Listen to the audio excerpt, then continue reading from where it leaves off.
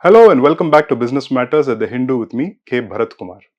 Over the past few days, I've been hearing terminology related to carbon credit, carbon trading, carbon leakage.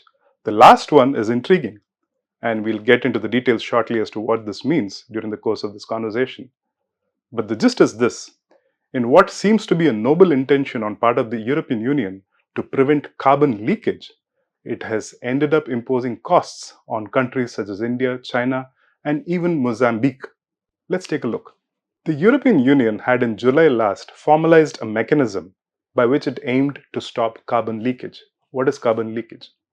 Assume that I'm a manufacturer in a certain country and all my manufacturing processes pollute the environment, meaning there are carbon emissions that pollute the atmosphere. So my country comes down heavily on me and say we have to go green, so there are punitive measures. So maybe there is a carbon tax that I have to pay because my processes pollute the environment. So what do? I'll say, okay, in order to cut expenses, I outsource the manufacturing processes to a company in another country. So suddenly I become all green. But essentially, there is carbon leakage, which means the pollution happens in another country. So the objective of preventing damage to the climate and environment is not met. To help address the issue of carbon leakage, the EU came up with what it called the Carbon Border Adjustment Mechanism, the CBAM. So the charge will be levied on goods that are imported into the EU, but which come from manufacturing processes that do not meet the EU's emission standards. The tax itself will come into effect in 2026, but the transition period will start this year in July, when importers in the EU will have to report on a quarterly basis on all emission-related information for goods brought in. An article at the World Economic Forum website says the CBAM will initially cover several specific products in some of the most carbon-intensive sectors at risk of carbon leakage, such as iron and steel, including some products such as nuts and bolts, cement, fertilizers, aluminium, electricity, and hydrogen that is made using coal.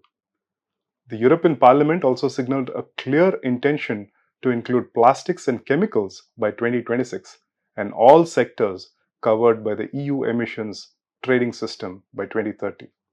The CBAM is part of the European Union's plans to cut emissions by 55% by the year 2030 compared with 1990 levels under European climate law.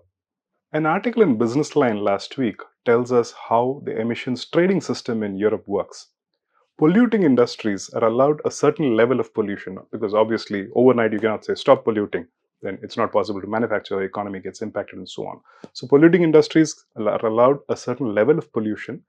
This is indicated by what is called the EUAs, or the European Emission Allowance units, in the form of, think of it as certificates or tickets that companies get. If the company adds to pollution more than the allowed level, then they have to buy EUAs in the market. If they can lower the pollution that they've been normally used to, then they get to have surplus EUAs with them. Now, which other countries have similar rules in place and what has the experience been? In its explainer on the CBAM, the European Union says that such mechanisms are in place in some regions around the world, such as the state of California in the United States, where an adjustment is applied to certain imports of electricity.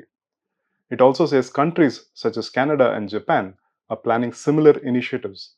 In addition, the IMF and the OECD have recently carried out work to study how such measures could support international efforts to reduce greenhouse gas emissions.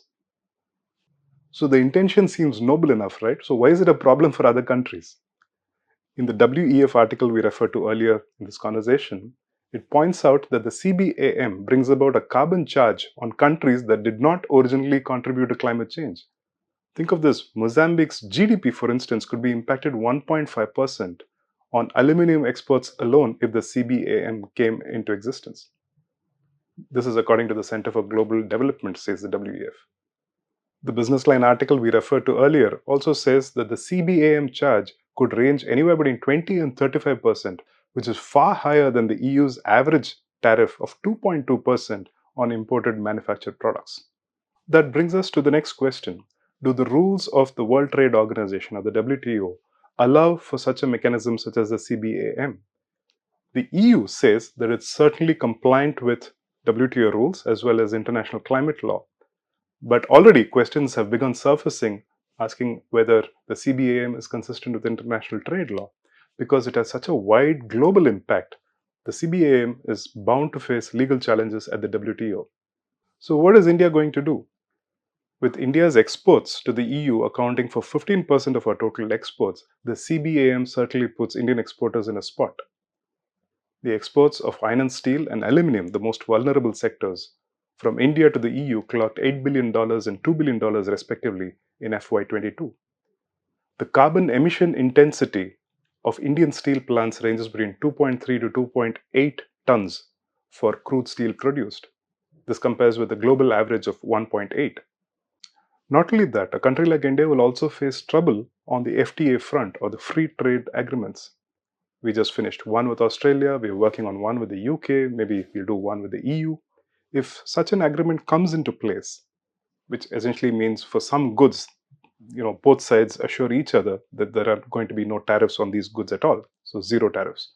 If after such an agreement is in place, the CBAM then comes into being, then those Western nations will impose tariffs on India, or a country like India, with this country not being able to impose anything back. High CBAM duties will make WTO and FTA-led zero duties meaningless, says Ajay Srivastav, former Indian Trade Service officer and co-founder GTRI. Also, in a meeting last December, India's Department of Commerce said it would raise the issue of CBAM in all appropriate fora of the WTO. Because of these legal tangles that are being anticipated at the WTO level, other concerns have cropped up.